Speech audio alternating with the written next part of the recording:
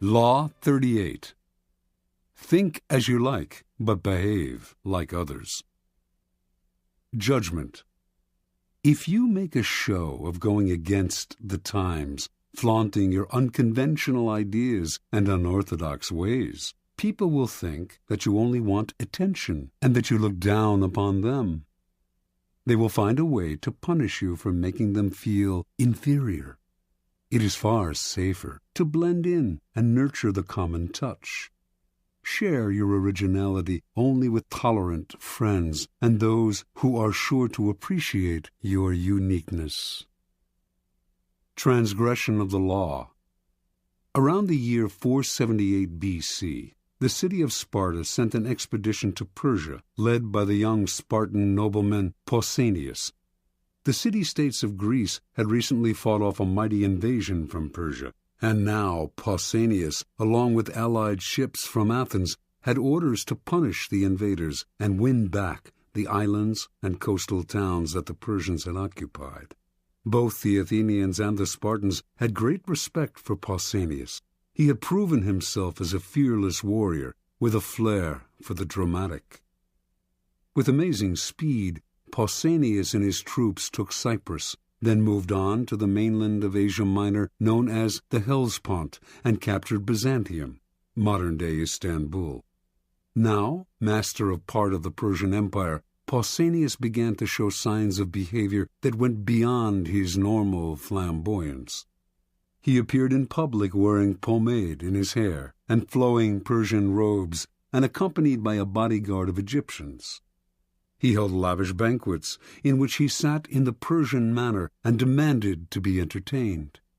He stopped seeing his old friends, entered into communication with the Persian king Xerxes, and all in all affected the style and manner of a Persian dictator. Clearly power and success had gone to Pausanias' head. His army, Athenians and Spartans alike, at first thought this is a passing fancy.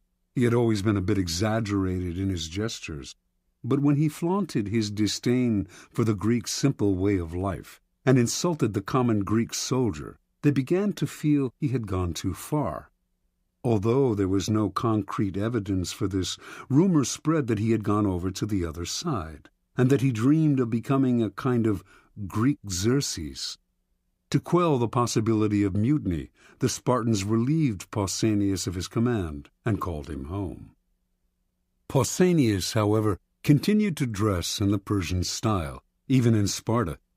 After a few months, he independently hired a trireme and returned to the Hellespont, telling his compatriots he was going to continue the fight against the Persians. Actually, however, he had different plans: to make himself ruler of all Greece with the aid of Xerxes himself.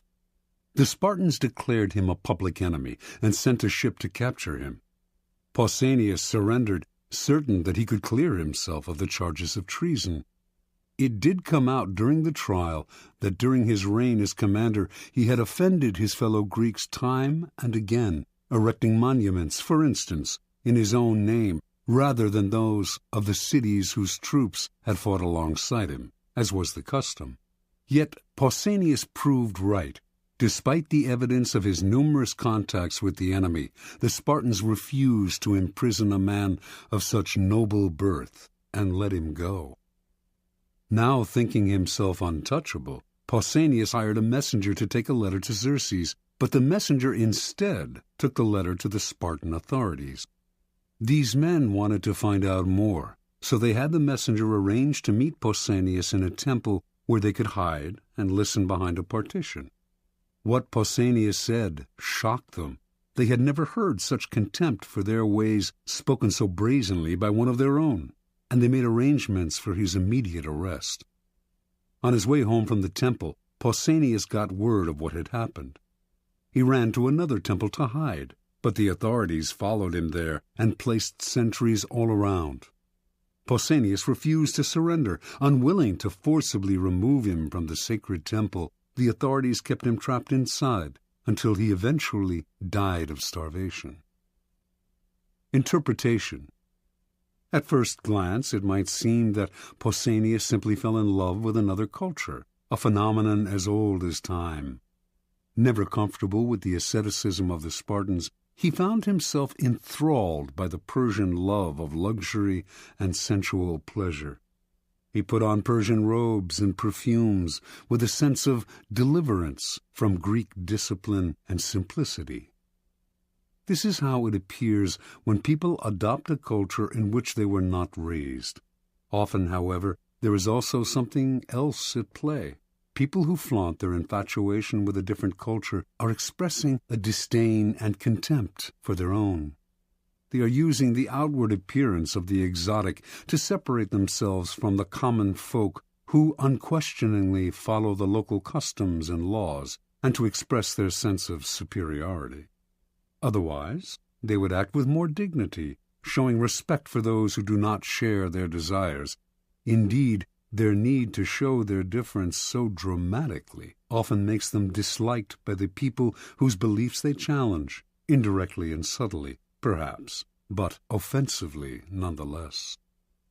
Cultures have norms that reflect centuries of shared beliefs and ideals. Do not expect to scoff at such things with impunity. You will be punished somehow, even if just through isolation, a position of real powerlessness. Many of us, like Pausanias, feel the siren call of the exotic, the foreign. Measure and moderate this desire. Flaunting your pleasure in alien ways of thinking and acting will reveal a different motive to demonstrate your superiority over your fellows. Keys to power. Wise and clever people learn early on that they can display conventional behavior and mouth conventional ideas without having to believe in them. The power these people gain from blending in is that of being left alone to have the thoughts they want to have, and to express them to the people they want to express them to, without suffering isolation or ostracism. Once they have established themselves in a position of power, they can try to convince a wider circle of the correctness of their ideas, perhaps working indirectly. Make a show of blending in, even going so far as to be the most zealous advocate of the prevailing orthodoxy. If you stick to conventional appearances in public, few will believe you think differently in private. Do not be so foolish as to imagine that in our own time the old orthodoxies are gone. Jonas Salk, for instance, thought science had gotten past politics and protocol, and so, in his search for a polio vaccine, he broke all the rules, going public with the discovery before showing it to the scientific community, taking credit for the vaccine without acknowledging the scientists who had paved the way, making himself a star. The public may have loved him, but scientists shunned him. His disrespect for his community's orthodoxies left him isolated, and he wasted years trying to heal the breach and struggling for funding and cooperation.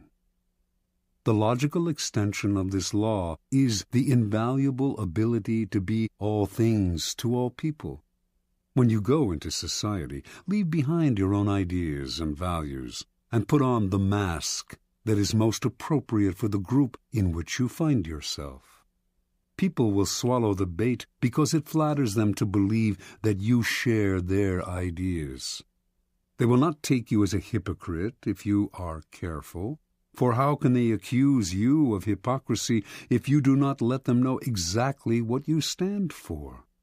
Nor will they see you as lacking in values. Of course you have values, the values you share with them while in their company.